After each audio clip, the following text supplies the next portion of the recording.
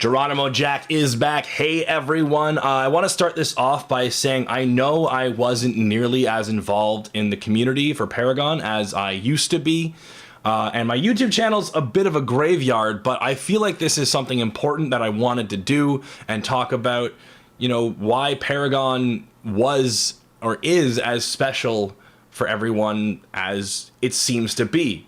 Now I'm going to let you guys know a little bit about myself. For those of you who don't know my involvement in the community, this is not me tooting my own horn, just giving you an idea of where I was for the past couple of years.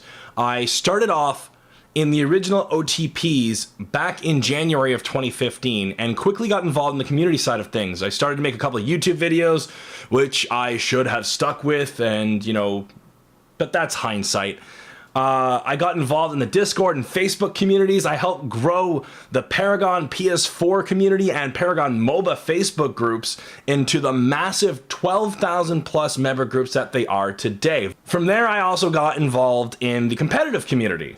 I started organizing events and some tournaments for fun, and then I got involved in the PCS with Balix and Pith, who eventually became the PCL as it is today, where I got to cast and create a couple YouTube videos, which were never really fully realized, mainly because the frequency of how much everything was changing.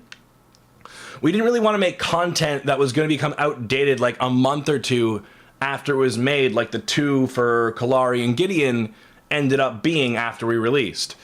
After that, I had the opportunity to work with some of the artists of the community, like Sneaky Paragon, Flix, who made all the minis, and a few other people. In July of 2017, I was invited over to Epic, and I got to be on the dev stream for the release of Zinc. So to put it simply, I've kind of touched and been a part of every single aspect of the Paragon community over the past 2 years. If you were to throw a rock, you'll probably be skipping it off my head more than once.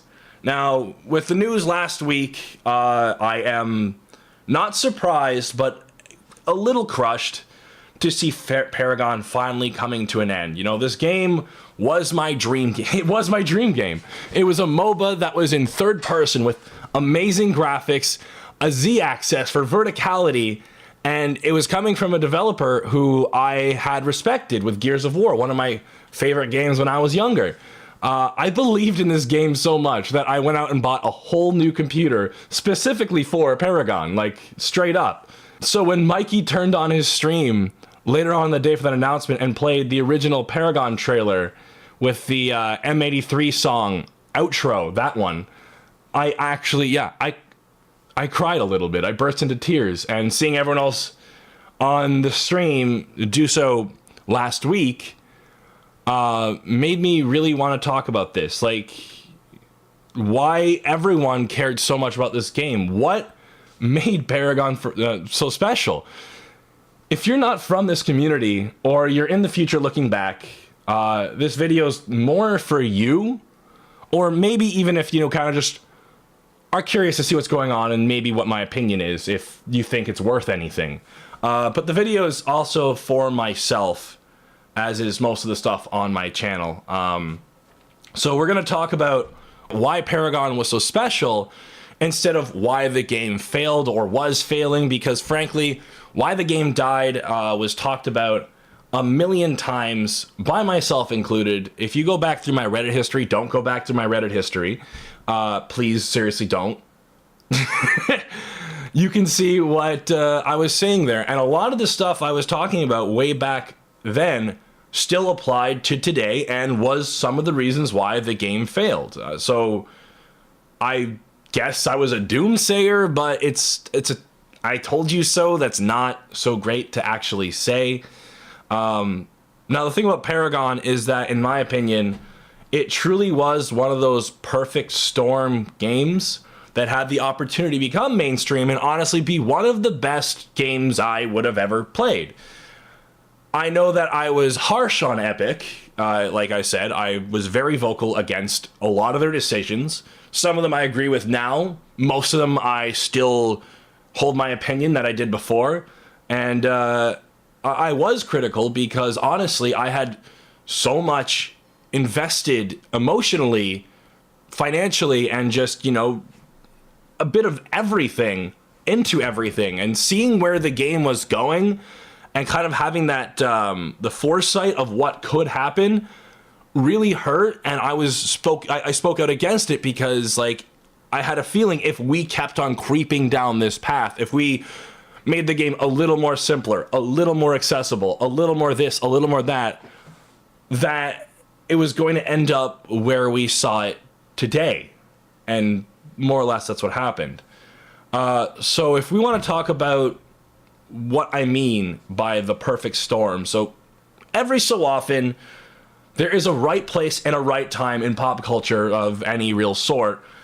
Things that do something just different enough and just right enough that when the market is needing it most, games like Call of Duty 4, Halo 1 and 2, World of Warcraft, League of Legends, all these other sorts of games cement their place in video game history as one of the greats by being there and doing the right thing at the right time. Now, so how is Paragon a perfect storm, right? Well, first off, no other MOBA has ever reached real success or attempted to be made with a console in mind, let alone with crossplay. Not many games have ever attempted crossplay. Paragon is a big one and was one of the real first having that in mind right off the bat.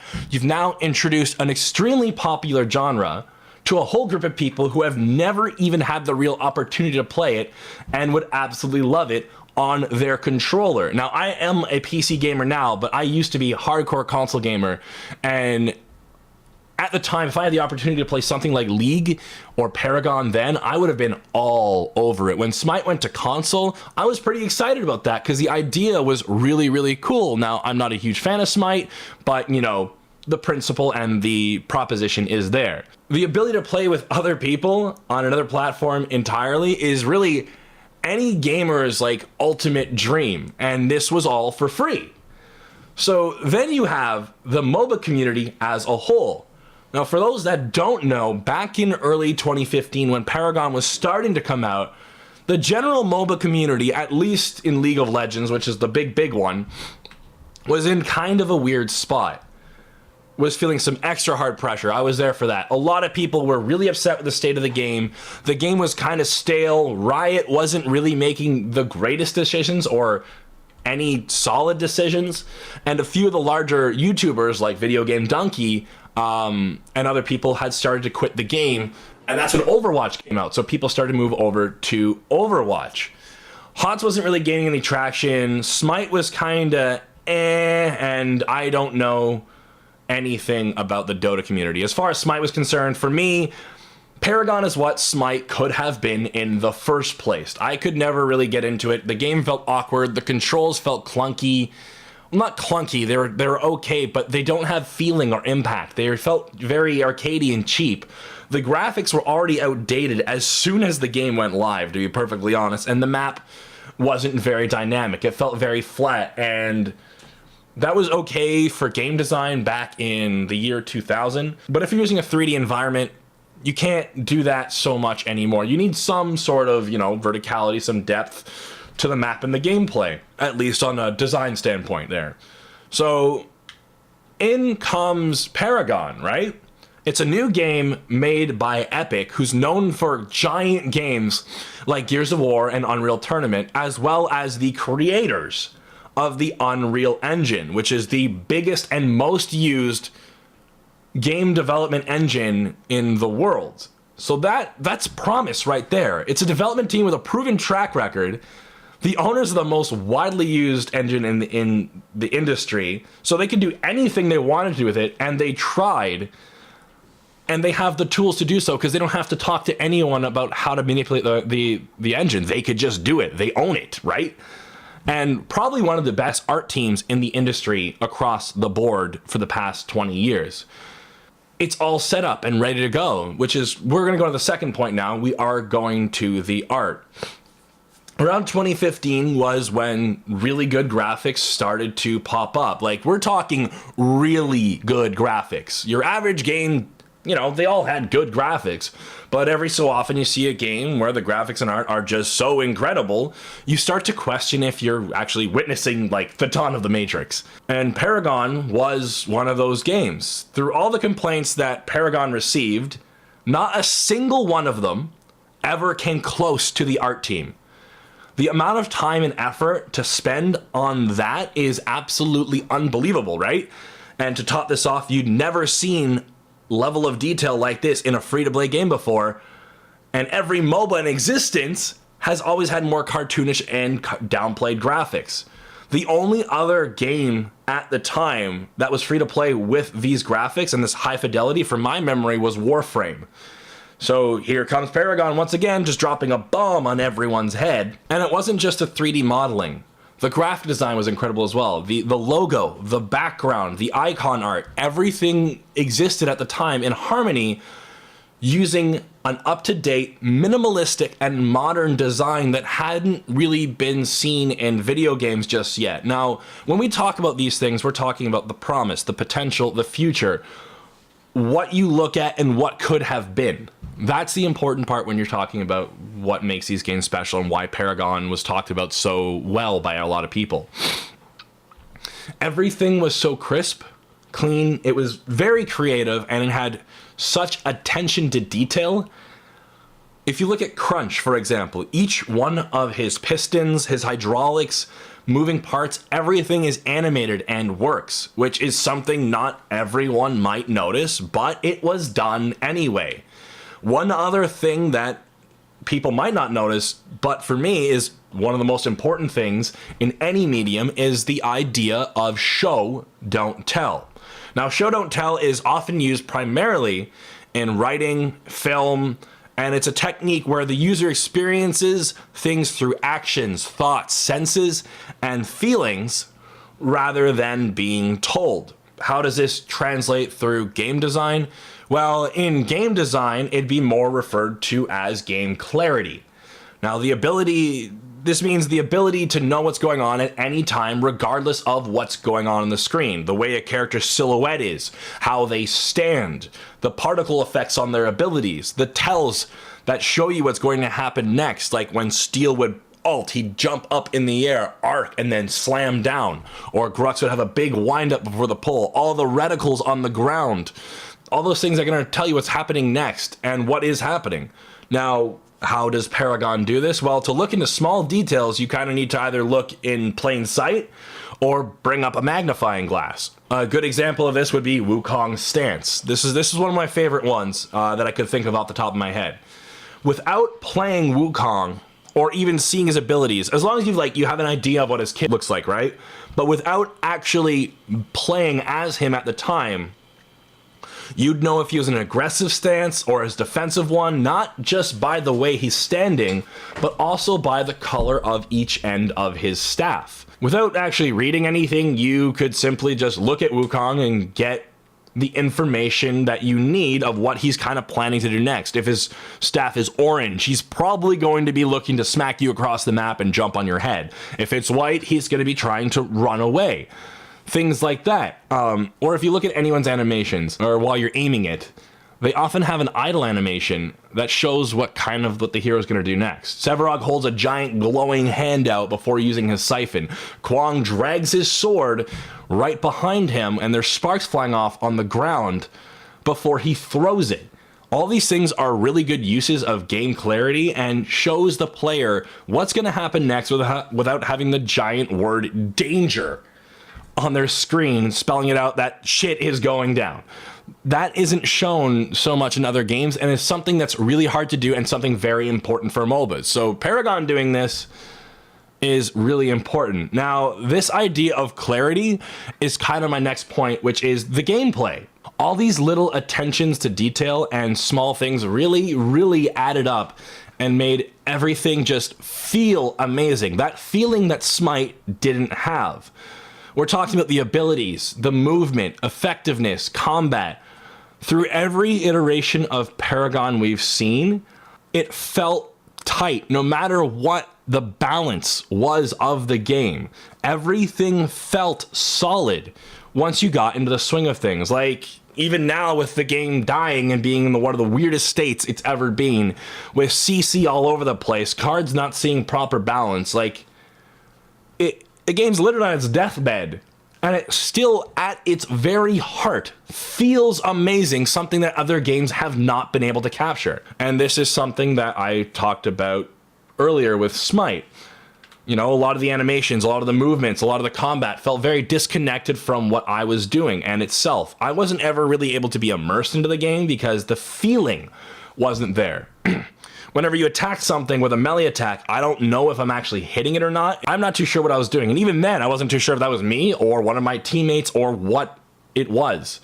A blast from a ranged mage never came close to the weight and feeling of Gideon just dropping his rock on someone's head, Kalari whipping her dagger, or Steel using his ult in Legacy with that big wind up. Like, timing is key, right? And seeing a lot of these abilities with the perfect timing they need helps add the immersion that everyone was talking about when they played Paragon. The characters' movements, they felt weighty and they felt grounded. When you played Steel or Sevarog, even though the movement speed was the same as everyone else, they still had this huge lumbering feel to them. And half the time, a lot of people I talk to are like, am I moving slower than the other guy? Because I feel like I'm moving slower than the other guy. But compare that to Smite, where at its best, I feel like I'm skating on an ice rink, just moving around a flat 3D terrain, you know, which Smite wasn't even in true 3D. You couldn't ever fully aim up in the sky, and the game would stop you at a certain point. Paragon was the only true 3D MOBA that took advantage of the 3D environment, with Teleblink having to actually aim up in the air to dash over a ledge for that really, you know, big escape. These are reasons why Paragon was immersive, is because the gameplay gave the player full control over what they were doing. And everything they did just felt right. They introduced new and different ideas to the genre, like prime dunking. Whether or not it's balanced, it was a different thing that even today, 2 years after, the game doesn't have it. Everyone still talks about it. Everyone still wants it. Everyone knows it doesn't work properly, but it was good. Like with the Shadow Plane, how Paragon treated invisibility was something incredible. And, you know, like, as a D&D player, I was so excited when I figured out it was the Shadow Plane, like, seeing an alternate dimension within the game. Having a deck and an affinity system, these are all these little small things that made Paragon unique. Of course, Epic does deserve a bit of a shout-out in this, even though, in my opinion, ultimately, the mismanagement of the game was the main reason for its downfall. They do deserve a bit of credit and a shout out here, because they took on a massive project with a lot of really big ideas like crossplay, high fidelity, good graphics, and all these small attentions to detail, with incredibly high standards in a game genre they had literally no experience in. So whether or not I agree with the decisions of the game, or I think that they did something right or wrong, it's very clear that the team that I interacted with, at the very least, was very, very passionate about the game, and they cared deeply about it. And I saw that when I went to Epic, you know, talking to the few of the people over there. And speaking of passion, you know, one of the big things that made Paragon special was, quite honestly, its community. Paragon's community was a group of people coming from all walks of life with hopes, dreams, promises, and ambitions, myself included. So many people came to this game with the idea of building something great and establishing themselves in this brand new community. People like the team on the PCL, the competitive community all the way up from Legacy till the game closed down. Content creators like Alit, RGS Ace, Sylphin, you know, just, I interacted with so many people over the past 2 years, and just seeing the willingness to get everything done, and just the level of professionalism that most people tried to have, so they can establish themselves and, you know, make their lives better and achieve a dream, was nothing short of incredible. Everyone in this community had so much heart going to this game. Like, when people complained, it's not because they hated the game, it's just because they were upset in seeing where the game was going. There's people I still talk to that I haven't played the game with in 2 years. We'll hook up every so often, like me and Kenmore. We'll end up having an hour-long conversation, no matter what, about Paragon and what could have been done and what was going on. Like, people who don't play the game anymore still care so deeply about it. So seeing it actually close down felt different. It's closure to a lot of emotions for a lot of people. You know, everyone had this tension of not knowing where the game was going, not too sure where the game was going, but still holding out hope, right? So seeing that finally come to an end it's very kind of bittersweet. A lot of people don't know what they're doing anymore. There's 2 years of their lives were just kind of upheaved. The competitive community was told not to go to school, not to continue things, to stay invested in Paragon. And now things are kind of just different.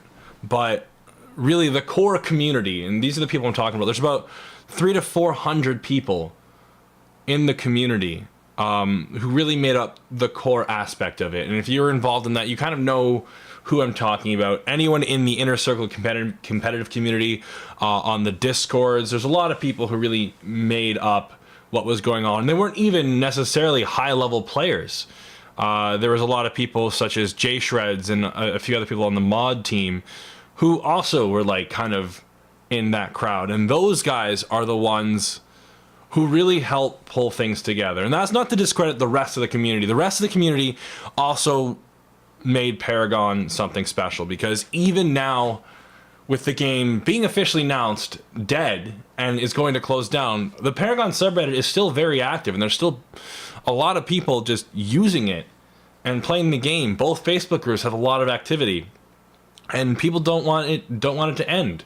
They're trying to find their way into the China Paragon, and like that right there shows how much dedication this community really has. And that's something I don't think a lot of people on the outside will see. Like, you might get a couple laughs, you might be on the outside looking in to the Paragon community and not know what really happened or why everyone's so gung-ho.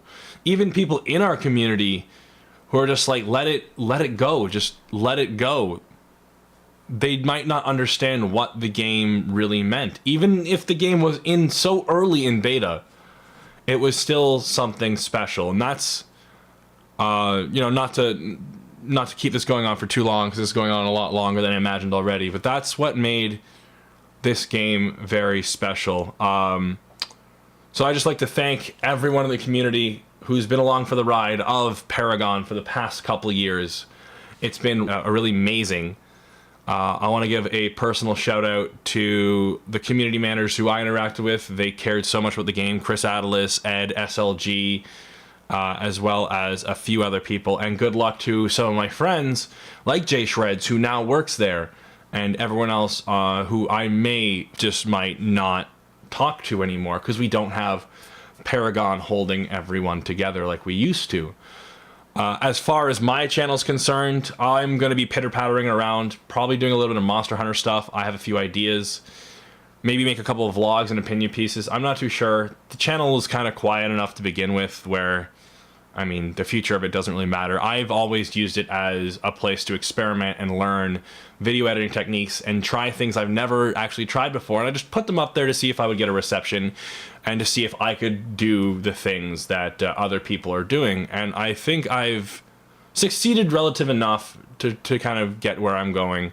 But I would like to do more and have more on there. So you're welcome to stick around on the channel. I actually would very much enjoy it. Things might be a little slow, but we'll have some content. At least starting off with some Monster Hunter. That's the plan for the foreseeable future before I go back to school for more video editing stuff. But like I said, I really just wanted to focus on having a nice little discussion, an opinion piece, like an editorial vlog sort of thing, talking about what made Paragon really special from an objective standpoint, not so much from a personal standpoint or something like an anecdotal standpoint, just something that I thought really what made this game come together and what made everyone so hype about it. Ended up talking for about half an hour, which is, is what it is. and I hope you guys enjoyed this. So just to sum it up, what made Paragon special? Came in at the right time. It was the right kind of game. The art team, the community, the gameplay, how it felt was just nothing short of incredible for the past 2 years, and it's really frustrating to see the game go where it went. And like, I don't want to talk negatively about it because I've done that enough and nothing I say will change it. I wanted to see more positive. It is frustrating to see how the game ended up where it did. And I hope everyone who watches this and everyone in the community going forward, nothing but the best for you guys. Except for you, Notch. You're, I can't get over your eyelids. They're just too fat. Anyways, but yeah, thanks everyone. And we will hopefully see you all around in the near future, you know, and it's an open road ahead. We'll figure everything out and see where it goes. Thanks for tuning in, and we'll see you in a little bit. This is GeronimoJak signing out, and this time we won't see you in Agora. But we'll talk to you soon.